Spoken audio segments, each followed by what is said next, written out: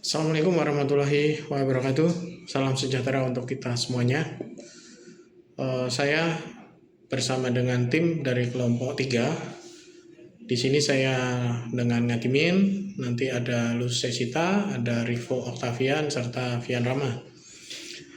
Kami akan membahas mengenai CRM dan Customer Service System, di mana kami dalam hal ini dalam mata kuliah Sistem Informasi Manajemen yang diempu oleh Bapak Ruli, kami akan memaparkan beberapa hal yang nanti bisa kita pelajari bersama. Baik, langsung saja. Untuk yang pertama itu mengenai evolusi enterprise system, di mana di sini ada 3 poin yang akan kita bahas. Itu yang pertama itu ERP, yaitu Enterprise Resource Planning, di mana ERP adalah sistem saraf pusat perusahaan. Fungsinya menyatukan keuangan, SDM, produksi hingga distribusi ke dalam satu sistem komprehensif. Jadi di dalam struktur perusahaan, di dalam operasionalnya, di situ terdapat ERP, di mana segala pengelolaan manajemen dalam perusahaan itu ada di dalamnya. Kemudian yang kedua itu mengenai SCM, yaitu Supply Chain Management, yaitu kita melakukan pendekatan strategis mengelola aliran barang, informasi, dan keuangan dari pemasok bahan mentah hingga pelanggan akhir. Ini adalah arwah dari perusahaan itu sendiri, karena perusahaan tentu mensupport adanya operasional, dan itu bahan baku dalam bisnisnya itu terdapat di dalam supply chain manajemennya. Kemudian yang ketiga itu CRM-nya itu sendiri, yaitu Customer Relationship Management, di mana bukan sekedar software, tetapi melainkan strategi menyeluruh untuk mengelola interaksi dengan pelanggan guna membangun hubungan kerja dalam jangka panjang. Baik, di sini akan kita ulas satu persatu. Itu yang pertama mengenai ERP, yaitu Enterprise Resource Planning. Itu terdiri dari beberapa paket ya teman-teman semuanya. Itu paket-paket ERP dijual di ke berbagai organisasi klien dalam bentuk modul-modul yang mendukung berbagai proses standar. Beberapa modul ERP yang umum antara lain, di sini ada beberapa contoh. Itu mungkin di dalam aset manajemen itu juga terdapat ERP-nya. Kemudian financial accounting, kemudian human resource atau SDM-nya, kemudian industry specific solution, lalu plan maintenance production, kemudian planning atau perencanaan produksi, lalu sales dan distribusi itu dalam penjualan dan distribusinya, serta inventory management, yaitu manajemen pengelolaan persediaan. Lalu bagaimana sistem ERP bekerja? Itu yang pertama, sistem ERP beroperasi dengan menggabungkan data dan proses bisnis dari berbagai departemen atau divisi di dalam perusahaan ke dalam satu platform pusat.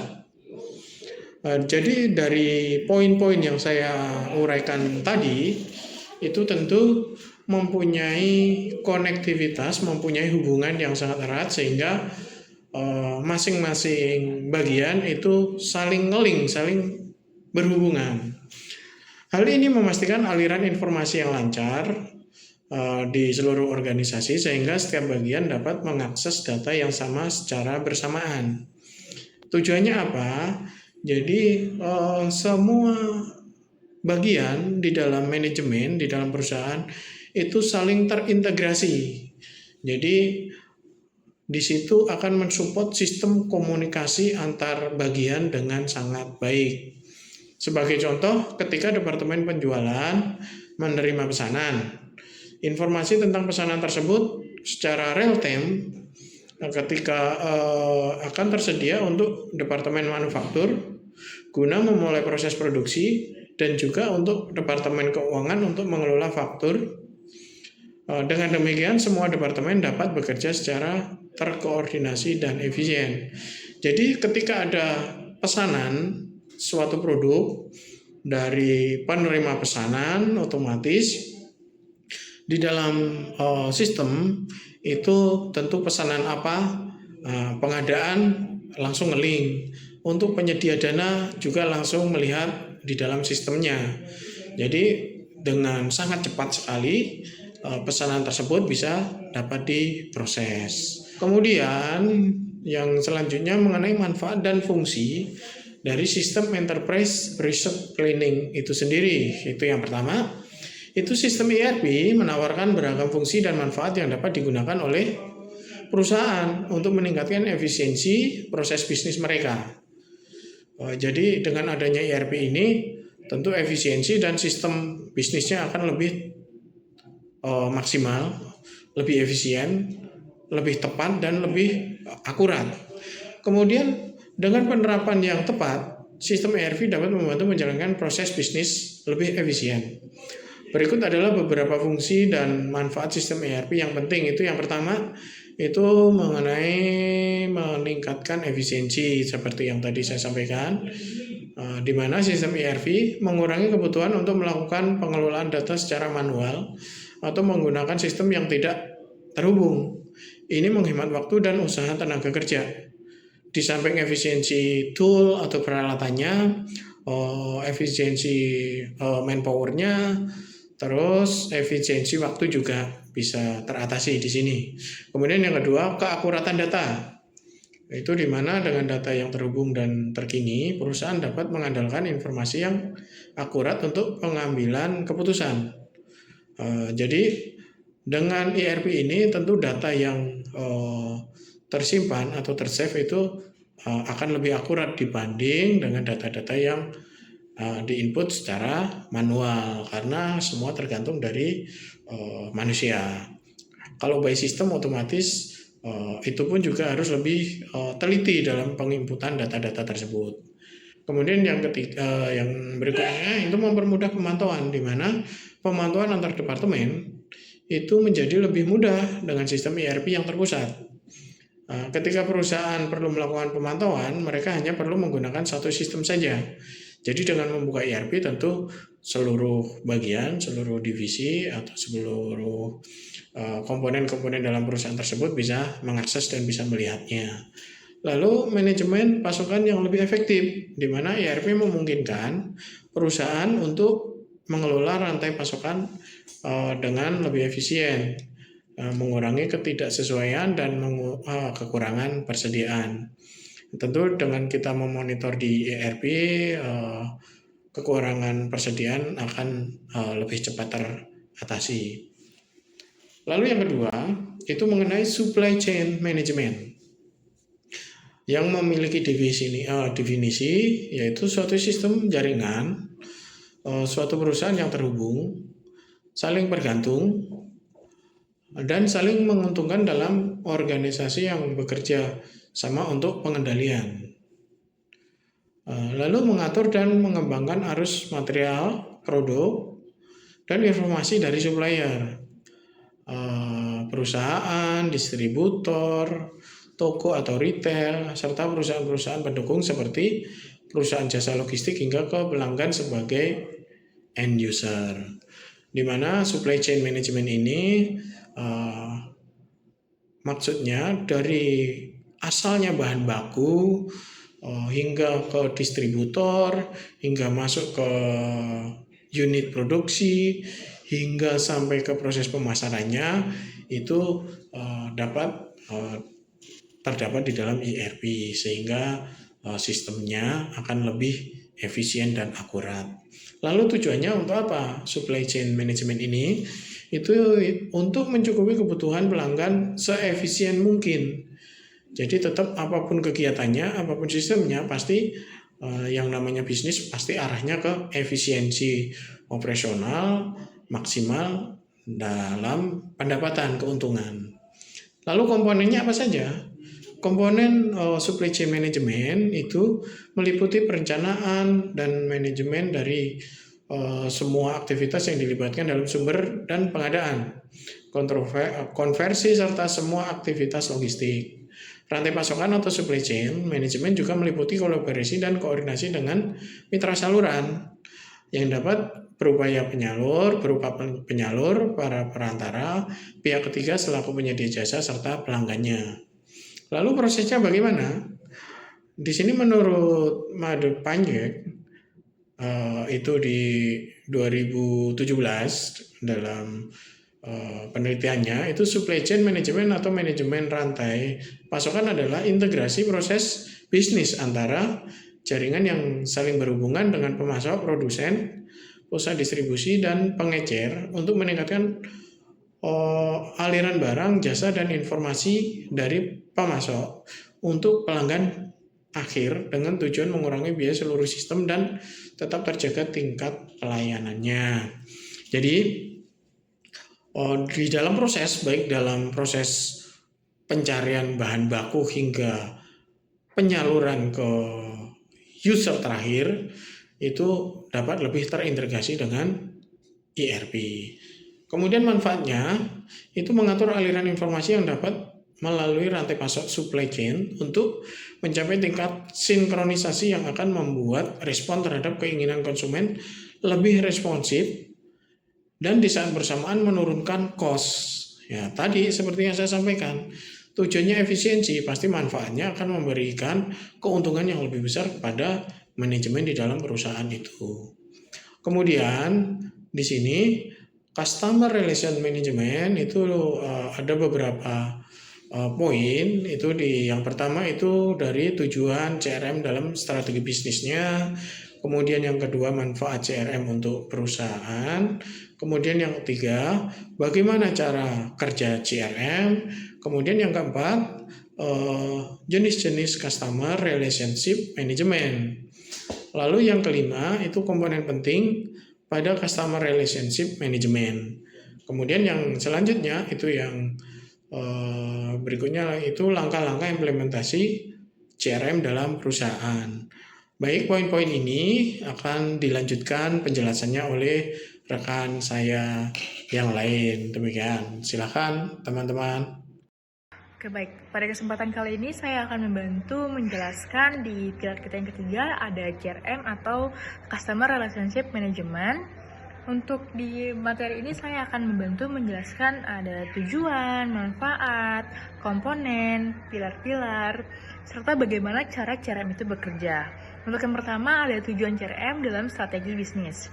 Tujuan CRM dari implementasi CRM adalah meningkatkan kualitas pelanggan dan mendorong pertumbuhan penjualan. Yang pertama ada memberitahu pelanggan bahwa ada variasi produk terbaru. Strategi CRM dirancang untuk membantu perusahaan melakukan interaksi yang efektif dengan pelanggan. Salah satu interaksi yang bisa digunakan adalah dengan memberitahu pelanggan akan varian produk yang baru saja diluncurkan. Biasanya, metode yang digunakan adalah menggunakan email marketing atau telepon marketing. Yang kedua, ada meningkatkan pelanggan untuk kembali berbelanja. Otomatisasi strategi CRM yang terintegrasi menggunakan aplikasi digital memungkinkan perusahaan untuk mengetahui frekuensi belanja pelanggan. Dengan begitu, perusahaan bisa mengirimkan pesan singkat atau melalui email untuk menarik pelanggan untuk berbelanja lagi. Strategi ini harus dilakukan secara cermat agar tidak terkesan mengganggu dari spamming. Yang ketiga itu membuka jalur komunikasi secara langsung dengan pelanggan. Dengan adanya database informasi kontak pelanggan, perusahaan bisa berinteraksi langsung. Komunikasi ini bisa memanfaatkan layanan customer service, chatbot, atau fitur live chat untuk memberi pelanggan ketika ada diskon, penawaran menarik, atau hal lainnya. Pelanggan bisa memutuskan untuk menanggapi interaksi ini atau tidak. Yang keempat itu memberikan informasi promo menarik kepada pelanggan. Biasanya promo menarik yang langsung masuk ke inbox pelanggan akan terasa lebih personal dan spesial. Layanan personalisasi seperti ini akan meningkatkan kepuasan pelanggan. Gaya komunikasi yang berubah-ubah sesuai dengan preferensi setiap pelanggan adalah kelebihan strategi CRM yang tidak ada di strategi digital marketing lainnya. Lalu ada manfaat CRM untuk perusahaan, yaitu Yang pertama, membantu perusahaan mengelola informasi kontak konsumen.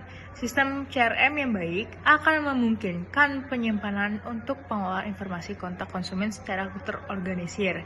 Semua informasi ini bisa dimanfaatkan oleh tim data analyst untuk mengetahui riwayat transaksi, preferensi belanja, preferensi komunikasi, hingga kebutuhan mendasar pelanggan.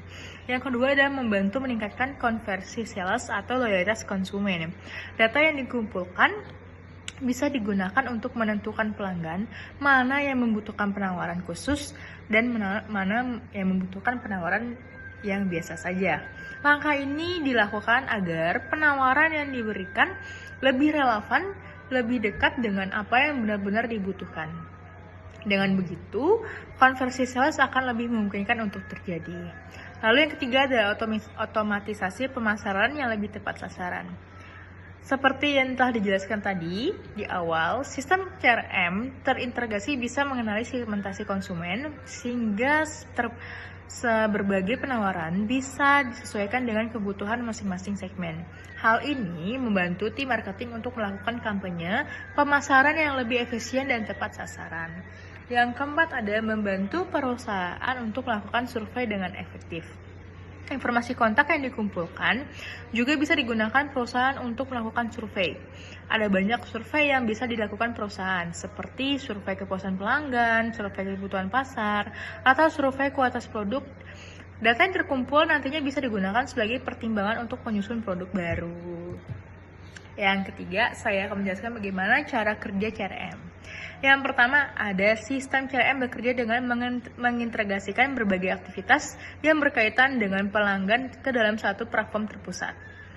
Prosesnya dimulai dari input data seperti informasi kontak, histori pembelian, atau interaksi per pelanggan yang dimaksudkan secara manual oleh tim atau otomatisasi dari kanal digital seperti website, email, atau media sosial.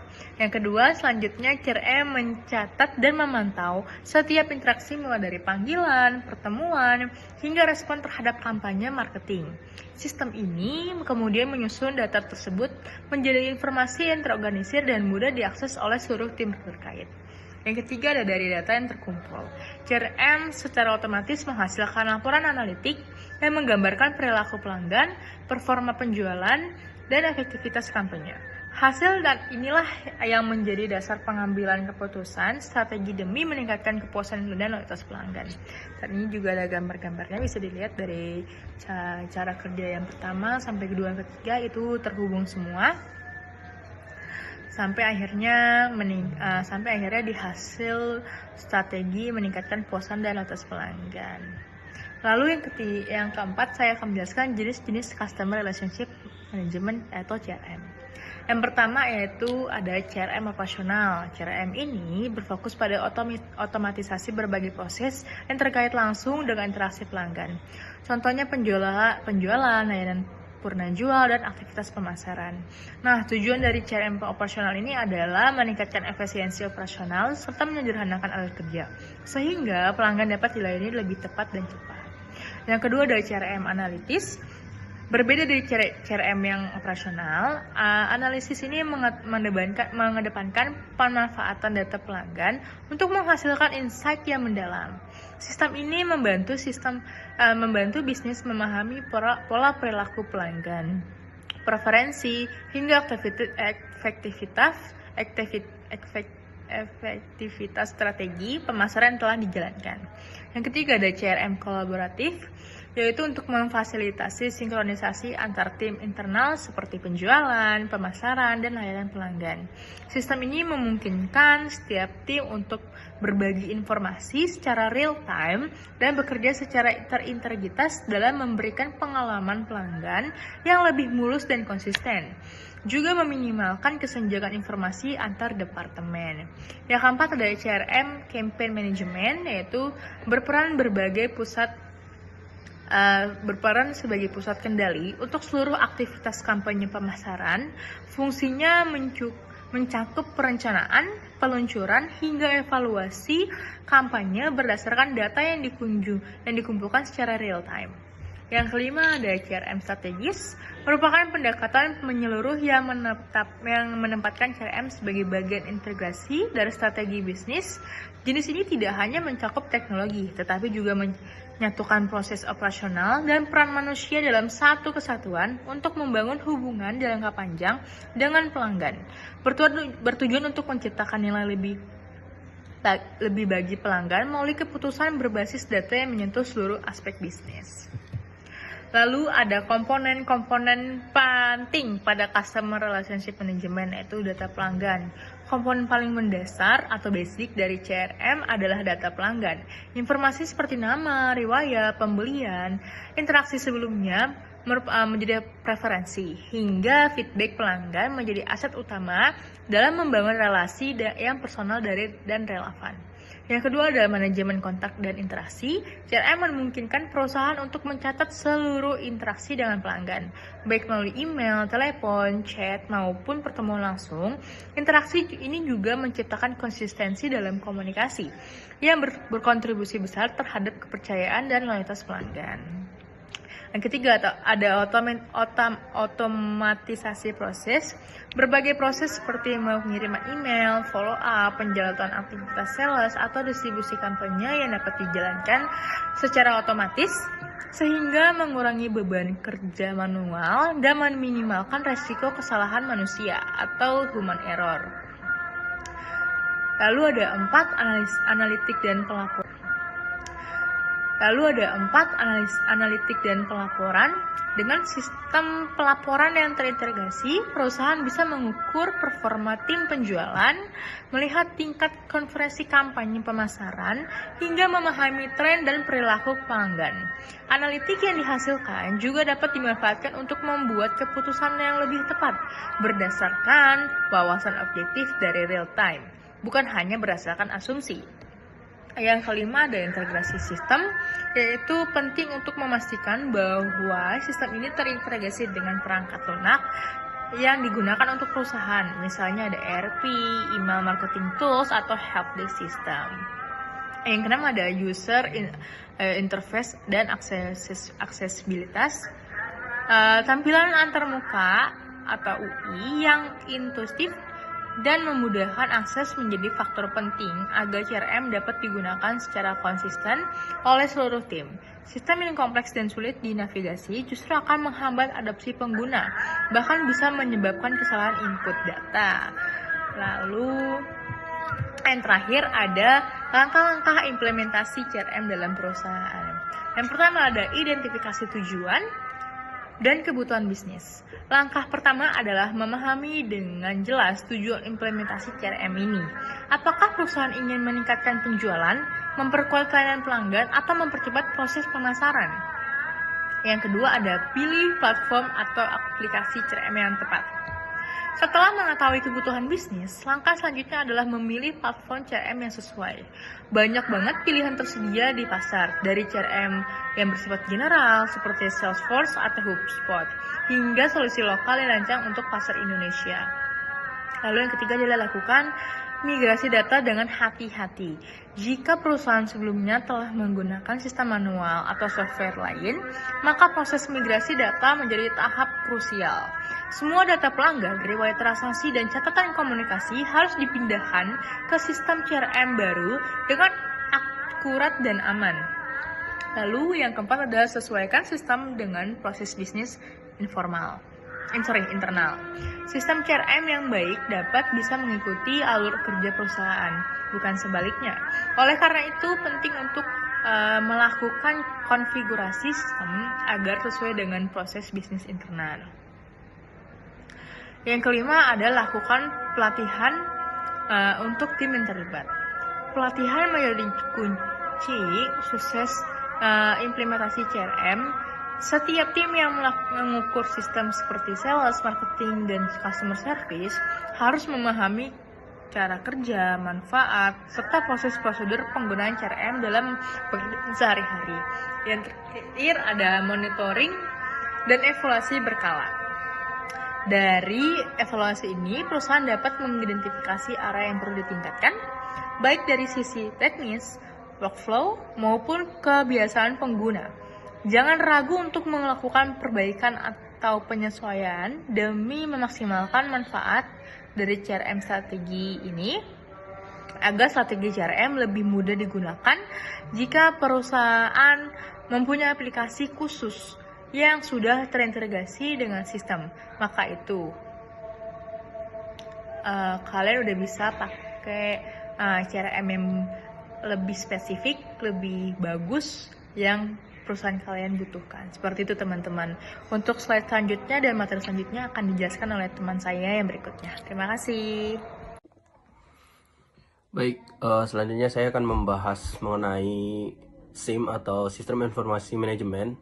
Pembahasan selanjutnya akan meliputi tentang pengertian SIM, tujuan, komponen, jenis SIM, berdasarkan fungsi manajemen, serta contoh penerapan SIM dalam sebuah kasus studi perusahaan. Nah, SIM sendiri merupakan sistem berbasis komputer yang dirancang untuk mengumpulkan, mengolah, menyimpan, dan menyajikan informasi yang dibutuhkan manajemen dalam memproses perencanaan, pengendalian, koordinasi, serta pengambilan keputusan. SIM juga berfungsi sebagai jembatan antara aktivitas operasional perusahaan dengan kebutuhan manajerial. Data operasional yang dihasilkan setiap hari, seperti data penjualan,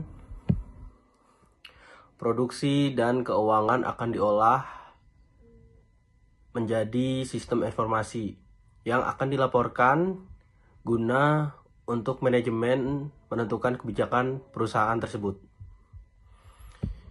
Tujuan SIM sendiri ada 3, yaitu meningkatkan kualitas pengambilan keputusan manajemen, karena keputusan manajemen berdasarkan pada apa yang ada pada data yang akurat dan relevan. Yang kedua, meningkatkan efisiensi operasional perusahaan dengan mengurangi proses manual dan duplikasi data. Yang ketiga, mendukung keunggulan kompetitif perusahaan sehingga perusahaan mampu merespons perubahan pasar dengan lebih cepat.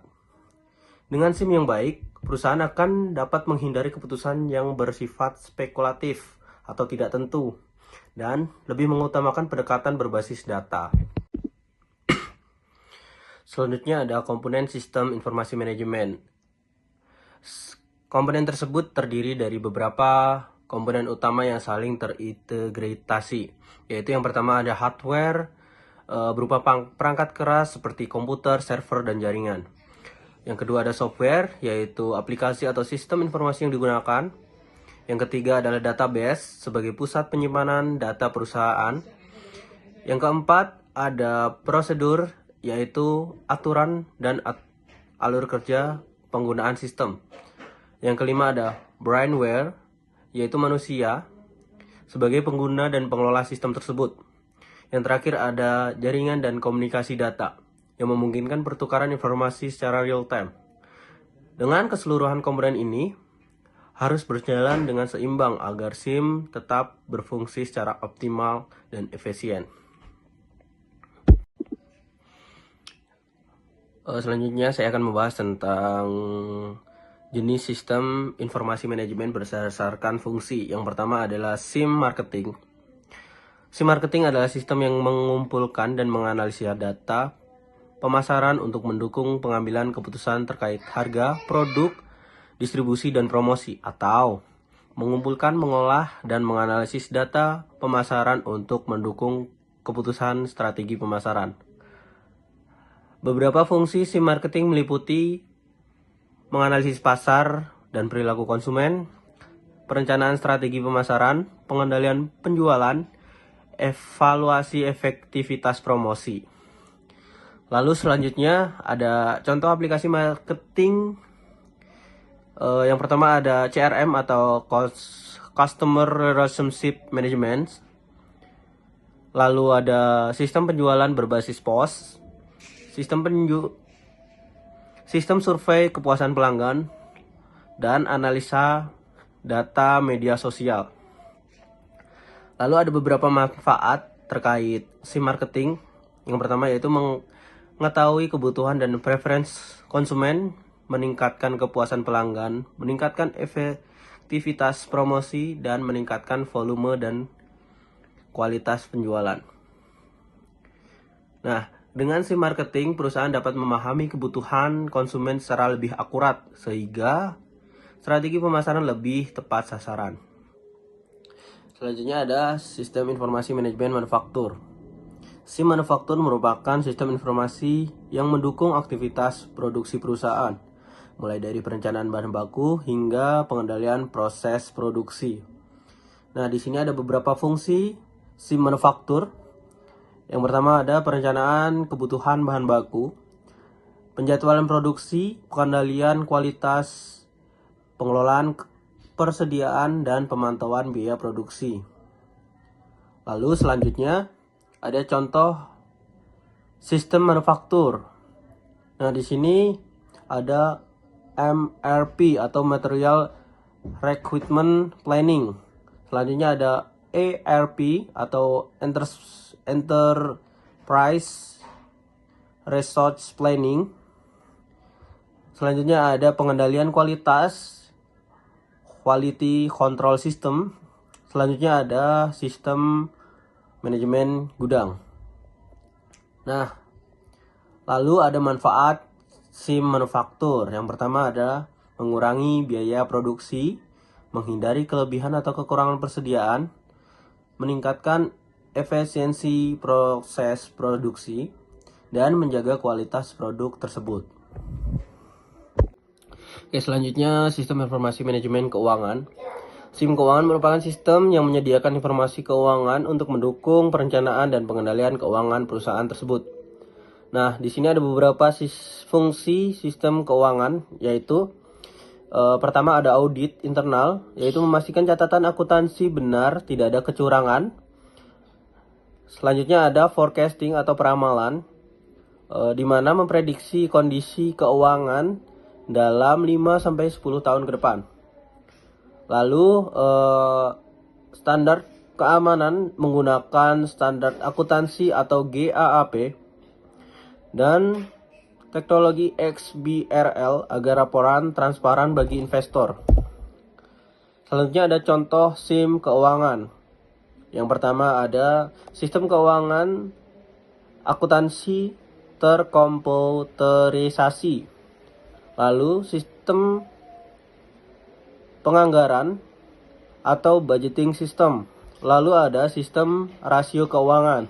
Dan yang terakhir aplikasi laporan keuangan. Lalu yang terakhir ada manfaat SIM keuangan. Yang pertama, informasi keuangan lebih akurat dan tepat waktu, mengurangi kesalahan pencatatan, mendukung pengambilan keputusan investasi, dan meningkatkan transparansi dan akuntabilitas. Terus selanjutnya kita masuk ke dalam studi kasus PT Global Tekno Manufaktur yang membahas tentang yang pertama yaitu profil perusahaan. Nama perusahaan yaitu PT Global Manufaktur, kemudian bidang usaha manufaktur peralatan elektronik yang mencakup yaitu smart home appliance, kemudian skala bisnisnya yaitu menengah ke atas dengan 3 pabrik dan 50 cabang distribusi. Dan kondisi awalnya dengan perusahaan masih menggunakan sistem manual dan aplikasinya tidak terhubung antar departemen sehingga sering terjadi kesalahan input data. Kemudian PT Global Manufaktur memiliki masalah utama yang dihadapi yaitu yang pertama operasional. Pengelolaan data manual membuang banyak waktu, tenaga kerja. Kemudian yang kedua yaitu rantai pasok. Sering terjadi kekurangan persediaan bahan baku karena pemantauan yang tidak terpusat. Dan yang ketiga yaitu pelanggan. Tim marketing sulit mengetahui riwayat belanja pelanggan sehingga promo yang diberikan sering terjadi salah sasaran. Kemudian solusi yaitu implementasi sistem informasi terintegrasi. Yang pertama yaitu penerapan ERP atau Enterprise Resource Planning. Dengan perusahaan mengadopsi ERP sebagai sistem saraf pusat dengan cara kerja yaitu menyatukan data keuangan, SDM, produksi hingga distribusi ke satu platform pusat dengan memanfaatkan saat departemen penjualan menerima pesanan. Departemen manufaktur bisa langsung melihatnya secara real time untuk memulai produksi. Yang kedua yaitu penerapan CRM yaitu Customer Relationship Management. Perusahaan menggunakan CRM strategis untuk membangun hubungan jangka panjang.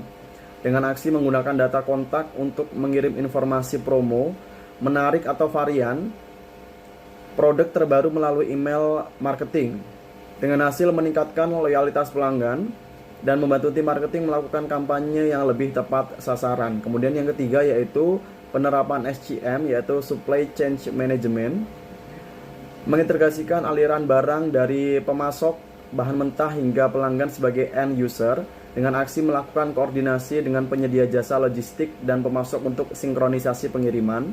Kemudian hasil produksi jadi lebih baik dan maksimal dan mengurangi sistem terjadinya error data.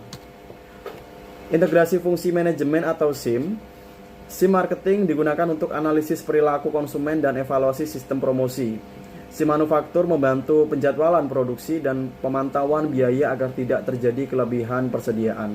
SIM keuangan yaitu melakukan forecasting, peramalan kondisi keuangan untuk 5-10 tahun ke depan dan memastikan audit internal bebas dari kecurangan. Kemudian kesimpulan dari semua materi kita yaitu dampak transportasi digital PT Global Tekno Manufaktur. Yang pertama yaitu pencapaian efisiensi operasional total. Integrasi data dengan ERP sebagai sistem saraf pusat, perusahaan berhasil menyatukan data keuangan, SDM, hingga distribusi ke dalam satu sistem komprehensif. Kemudian yang kedua yaitu optimasi rantai pasok dan produksi. Sinkronisasi SCM, perusahaan mampu mengatur aliran informasi dan material dari pemasok hingga pelanggan akhir secara sinkron. Kemudian yang ketiga yaitu penguatan hubungan pelanggan dan penjualan. Loyalitas pelanggan, strategi CRM berhasil meningkatkan loyalitas pelanggan melalui interaksi yang efektif dan personalisasi layanan. Kemudian peningkatan konversi, data yang dikumpulkan melalui CRM digunakan untuk memberikan penawaran relevan yang terbukti meningkatkan konversi penjualan. Dan yang terakhir yaitu keputusan berbasis data, tim manajemen, strategi berdasarkan laporan analitik CRM dan peramalan forecasting keuangan. Terima kasih.